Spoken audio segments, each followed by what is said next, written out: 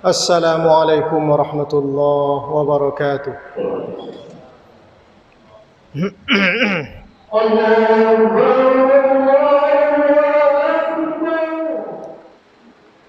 Alhamdulillah.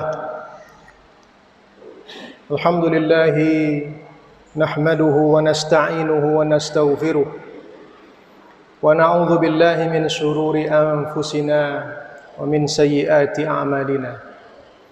من يهده الله فلا مضل له ومن يضلله فلن تجد له وليا مرشدا أشهد أن لا إله إلا الله وحده لا شريك له وأشهد أن محمدا عبده ورسوله الذي بلغ الرسالة وأدى الأمانة ونصح الأمة وكشف الغمة وعبد ربه حتى أتاه اليقين وتركنا على المحجة البيضاء ليلها كنهارها لا يزيغ عنها إلا هالك اللهم صل وسلم وبارك على هذا النبي الكريم وعلى آله وأصحابه ومن استنى بسنته واهتدى بهديه وتبعهم بإحسان إلى يوم الدين أما بعد فيا عباد الله اتقوا الله حق تقاته ولا تموتن إلا وأنتم مسلمون قال الله تعالى في كتابه الكريم وبه يهتدي المهتدون أعوذ بالله من الشيطان الرجيم بسم الله الرحمن الرحيم وإذ تقول للذي أنعم الله عليه وأنعمت عليه أمسك عليك زوجك واتق الله وتخفي في نفسك ما الله مبديه وتخشى الناس والله أحق أن تخشاه فلما قضى زيد منها وطرا زوجناكها لكي لا يكون على المؤمنين حرج في أزواج أدعيائهم إذا قضوا منهن وطرا وكان أمر الله مفعولا معاشر المسلمين وزمرة المتقين rahimani wa rahimakumullah. Di antara sifat yang mesti dimiliki oleh Rasul sallallahu alaihi wasallam adalah tabligh, menyampaikan. Tidak ada satupun ajaran agama ini yang tidak disampaikan oleh Rasulullah sallallahu alaihi wasallam. Tidak ada satupun ayat Al-Qur'an yang disembunyikan oleh Rasulullah sallallahu alaihi wasallam. Kenapa? Karena Nabi Muhammad sallallahu alaihi wasallam serta nabi-nabi yang lainnya, rasul-rasul Allah Ta'ala yang lainnya wajib memiliki sifat tabligh, artinya menyampaikan. Ayat yang khatib bacakan tadi salah satu bukti bahwa Rasulullah sallallahu alaihi wasallam tidak menyembunyikan sepotong ayat pun dari Al-Quran, sebagaimana yang diduga oleh orang-orang yang sakit hati dan otak mereka, mengatakan ada ayat yang tidak disampaikan oleh Rasulullah sallallahu alaihi wasallam. Waliyadzubillah. Ma'asyiral muslimin wa zumratul muttaqin rahimani wa rahimakumullah. Ayat yang khatib bacakan tadi, ayat yang menceritakan peristiwa yang terjadi antara Rasul sallallahu alaihi wasallam dengan Zaid bin Harithah, anak angkat Nabi Muhammad sallallahu alaihi wasallam. Satu-satunya sahabat Nabi yang disebutkan namanya di dalam Al-Quran adalah Zaid bin Harithah. Berapa banyak sahabat Nabi yang lain? Abu Bakar Siddiq radhiyallahu ta'ala anhu, Umar bin Khattab radhiyallahu ta'ala anhu, Uthman bin Affan, Ali bin Abi Talib, Talha bin dan Ubaidillah dan lain-lain sebagainya. Tapi tak disebutkan nama mereka secara langsung di dalam Al-Quran. Namun nama Zaid bin Harithah disebutkan oleh Allah Ta'ala di dalam Al-Quran secara langsung. Apa kata Allah Ta'ala? Falamma qadha Zaidun minha watara.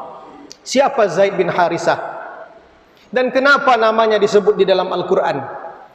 Ayat ini, ma'asyiral muslimin, dapat menjadi dalil sekali lagi bahwa Nabi Muhammad sallallahu alaihi wasallam tidak menyembunyikan apapun dari Al-Quran. Zaid bin Harithah diambil oleh orang dari tangan ibunya ketika dia masih kecil, hendak mengunjungi rumah sanak familinya. Lalu Zaid yang masih kecil ini diperjualbelikan sebagai seorang budak. Singkatnya, sampailah berita tadi kepada Khadijah radhiyallahu taala anha.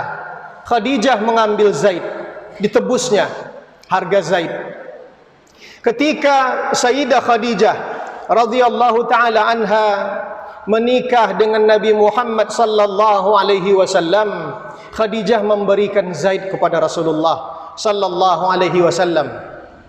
Yang ketika itu Nabi Muhammad sallallahu alaihi wasallam menurut sebagian riwayat belum diangkat menjadi rasul ataupun menjadi nabi. Diberikannya lah Zaid tadi. Diperlakukan oleh Nabi Muhammad sallallahu alaihi wasallam Zaid bin Harithah dengan sangat baik sekali. Tidak seperti memperlakukan seorang budak.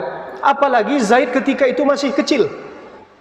Tatkala beranjak dewasa, tumbuh kembang Zaid, ada sebahagian kaum yang menengok Zaid ini ada di tangan Rasulullah, dan kaumnya Zaid mengetahui bahwa itu adalah Zaid yang dulu diambil dari tangan ibunya. Dilaporkanlah berita itu ke kampung halaman Zaid, sehingga ayahnya dan pamannya mendatangi Nabi Muhammad sallallahu alaihi wasallam ingin menebus harga Zaid ini untuk dimerdekakan.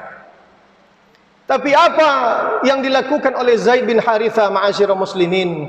3 tawarannya. Yang pertama, dia dimerdekakan, kembali kepada ayah, ibunya, pamannya dan keluarganya. Yang kedua, dia tetap berada bersama dengan Nabi Muhammad sallallahu alaihi wasallam, memilih hidup berdampingan dengan Nabi Muhammad sallallahu alaihi wasallam walaupun dia menjadi seorang budak. Kalau kembali kepada orang tuanya, dia akan kembali kepada keluarganya dan dia menjadi merdeka. Itu pilihannya. Tapi kalau bertahan kepada Rasulullah sallallahu alaihi wasallam, dia tetap menjadi seorang budak. Apa yang dipilih oleh Zaid tadi ma'asyiral muslimin? Biarlah saya menjadi budak, asalkan selalu bersama dengan Rasul sallallahu alaihi wasallam. Asalkan senantiasa serumah dengan Nabi Muhammad sallallahu alaihi wasallam, karena budi pekerti yang luhur, elok sopan santun.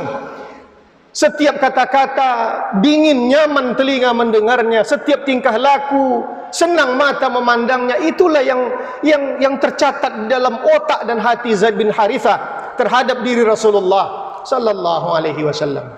Melihat Zaid memilih Nabi Muhammad, tidak ingin kembali kepada ayahnya, biarlah menjadi budak asalkan bersama dengan Rasul sallallahu alaihi wasallam. Menengok sikap yang luar biasa tadi, Nabi Muhammad pun keluar, lalu berkata di hadapan orang banyak, "Wahai orang-orang Quraisy, Zaid adalah anakku.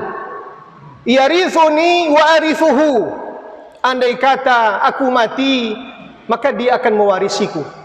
Andai kata dia mati, maka aku akan mewarisinya." Maka semenjak saat itu tersebutlah bahwa Zaid bukan lagi bin Harithah, tapi Zaid bin Muhammad sallallahu alaihi wasallam. Zaid anak Nabi Muhammad sallallahu alaihi wasallam. Waktu bergulir hari demi hari, bulan ke bulan, tahun ke tahun, sehingga turunlah ayat ini ma'asyiral muslimin. Nabi Muhammad sallallahu alaihi wasallam memilihkan seorang wanita untuk Zaid yang bernama Zainab binti Jahash, yang nanti akan dinikahi oleh Rasulullah sallallahu alaihi wasallam.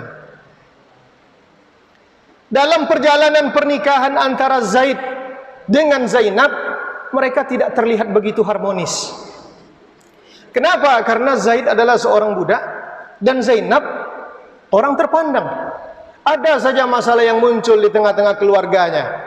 Nabi Muhammad sallallahu alaihi wasallam selalu saja mendapat laporan dari Zaid mengatakan, "Rasulullah, sepertinya saya dengan Zainab tidak cocok Rasulullah. Kami tidak bisa mempertahankan keluarga kami." Apa kata Nabi Muhammad sallallahu alaihi wasallam sebagaimana yang digambarkan di dalam Al-Qur'an? "Wa idz taqulu lilladzi an'ama Allahu alaihi." Tatkala engkau berkata kepada orang yang diberikan nikmat yang banyak oleh Allah Ta'ala, wa an'amta alaihi, engkau juga memberikan nikmat yang banyak kepadanya, perlakuan yang baik dan lain-lain sebagainya. Apa ucapan engkau kepadanya? Amsik alaika zaujaka, pertahankan istrimu. Wattaqillah, dan bertakwalah kepada Allah. wa tukhfi fi nafsika ma Allahu mubdihi wa takhshan nas. Sementara engkau menyembunyikan sesuatu di dalam dirimu, Allah Ta'ala Maha tahu. Dan engkau takut orang lain mengetahui apa yang kau simpan di dalam hatimu itu. Ma'asyiral muslimin, orang-orang yang tidak senang dengan Nabi Muhammad sallallahu alaihi wasallam menduga bahwa apa yang disembunyikan oleh Rasulullah sallallahu alaihi wasallam di dalam hatinya itu adalah kecintaannya kepada istri anak angkatnya.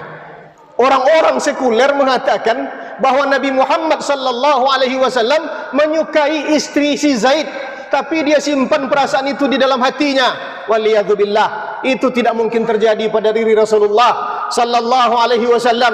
Tak mungkin Rasulullah mencintai istri orang lain. Yang dia sendiri memiliki istri itu untuk anak angkatnya. Waliyadzubillah, mustahil itu terjadi. Ma'asyiral muslimin, ulama-ulama kita yang arif mentafsirkan maksud dari bahwa Rasulullah menyimpan sesuatu di dalam hatinya bukan hasratnya kepada istri Zaid, akan tetapi rahasia yang dilimpahkan Allah Ta'ala kepadanya.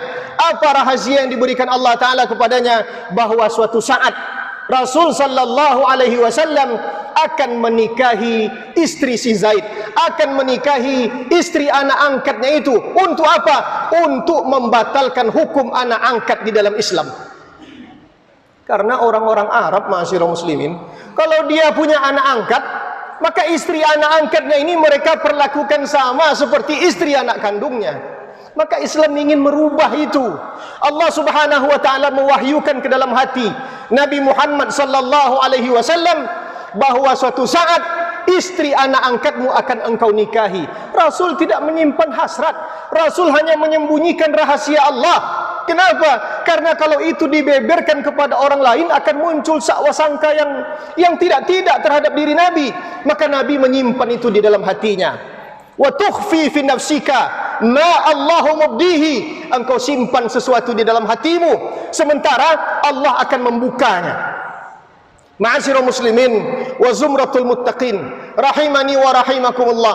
Kalaulah itu bukan Rasulullah, kalaulah itu kita yang diberitahu bahwa suatu saat engkau akan menikahi istri si anu itu, engkau akan menikahi istri anak angkatmu, engkau akan menikahi istri tetanggamu, mungkin kita tak perlu menunggu berlama-lama. Kita akan cari cara agar mereka bisa cepat-cepat berpisah begitu saja. Akan tetapi Nabi Muhammad sallallahu alaihi wasallam tidak melakukan hal tersebut. Dia simpan rahasia itu antara dirinya dengan Allah Subhanahu wa taala. Apa buktinya? Setiap kali Zaid mengadu kepada Nabi tentang tidak harmonisnya keluarga mereka, Rasulullah selalu mengatakan, ittaqillah, bertakwalah engkau Zaid kepada Allah. Pertahankan istrimu itu, pertahankan istrimu, jangan engkau lepas, jangan engkau ceraikan. Ma'asyiral muslimin wa zumratul muttaqin rahimani wa rahimakumullah. Tatkala Zaid telah menyampaikan hasratnya, kemauannya kepada istrinya, maka terjadilah wa kana amrullahi maf'ula. Perintah Allah, perkara Allah, keputusan Allah jugalah yang berlaku. Zaid menceraikan istrinya Zainab, dan Rasul sallallahu alaihi wasallam atas perintah Allah Subhanahu wa taala menikahi istri anak angkatnya. Maka batallah hukum anak angkat di dalam Islam. Tidak ada yang namanya anak angkat di dalam Islam. Tidak ada, ma'asyiral muslimin. Yang ada itu ibnul hadanah, anak asuh. Kalau kita ingin punya juga, cari mahram kita. Jangan anak lain yang diangkat lalu dinisbatkan kepada keluarga kita. Cari mahram kita, susukan anak tersebut kepada istri kita dengan hukum-hukum, aturan-aturan yang sudah ditentukan di dalam fikih Islam yang kita pelajari, yang kita yakini selama ini. Kalaulah ada ayat yang disembunyikan oleh Rasulullah sallallahu alaihi wasallam, maka tak mungkin ayat ini sampai kepada kita. Karena itu berhubungan dengan sesuatu yang sangat privasi sekali pada diri Rasulullah sallallahu alaihi wasallam. Lantas kenapa hanya Zaid yang disebut? Ma'asyiral muslimin wa zumratul muttaqin rahimani wa rahimakumullah, untuk mengobati hati Zaid. Dia sudah memilih hidup dengan Rasulullah sallallahu alaihi wasallam, menjadi budak, tak apa-apa, tak kembali kepada orang tuanya, tak apa-apa, merdeka dia, tak mau dia kemerdekaan itu. Yang penting dia serumah dengan Rasulullah. Bahkan Nabi Muhammad pun sudah mengatakan bahwa Zaid ibnu Muhammad, Zaid adalah anak Muhammad, dia mewarisiku dan aku akan mewarisinya. Akan tetapi Allah Subhanahu wa taala membatalkan hal tersebut. Untuk mengobati perasaan Zaid, disebutlah namanya di dalam Al-Qur'an. Fa'tabiru ya ulil absar la'allakum turhamun.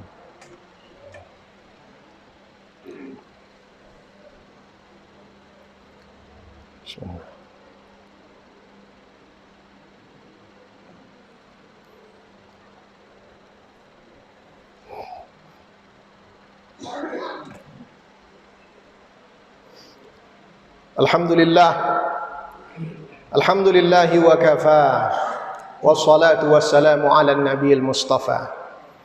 Ashhadu an la ilaha illallah wahdahu la syarika lah, wa ashhadu anna Muhammadan abduhu wa rasuluh la nabiyya ba'dah. Allahumma salli wa sallim wa barik ala hadzal nabiyil karim wa ala alihi wa ashabihi wa man istanna bi sunnatihi wa ihtada bi hadihi wa tabi'ahum bi ihsanin ila yaumiddin. Amma ba'd. Fa ya ibadallah, ittaqullaha haqqa tuqatih wa la tamutunna illa wa antum muslimun. Qala Allah ta'ala fi kitabihil karim wa bihi yahtadil muhtadun. A'udzu billahi minasy syaithanir rajim. Bismillahirrahmanirrahim. Innallaha wa malaikatahu yusholluna 'alan nabi. Ya ayyuhalladzina amanu shallu 'alaihi wa sallimu taslima. Allahumma salli ala sayyidina Muhammad wa ala ali sayyidina Muhammad kama sallaita ala sayyidina Ibrahim wa ala ali sayyidina Ibrahim wa barik ala sayyidina Muhammad wa ala ali sayyidina Muhammad kama barakta ala sayyidina Ibrahim wa ala ali sayyidina Ibrahim fil alamin innaka Hamidum Majid. Allahumma ighfir lil muslimina wal muslimat wal mu'minina wal mu'minat al ahya'i minhum wal amwat innaka sami'un qaribun mujibud da'wat ya qadhiyal hajat. Allahumma ij'al jam'ana hadha jam'an marhuma waj'al tafarruqana min ba'dihi tafarruqan ma'suma. Ibadallah, innallaha ya'muru bil 'adli wal ihsan wa ita'i dzil qurba wa yanha 'anil fahsya'i wal munkari wal baghi ya'idzukum la'allakum tadhakkarun. Fadhkurullahal 'azima yadhkurkum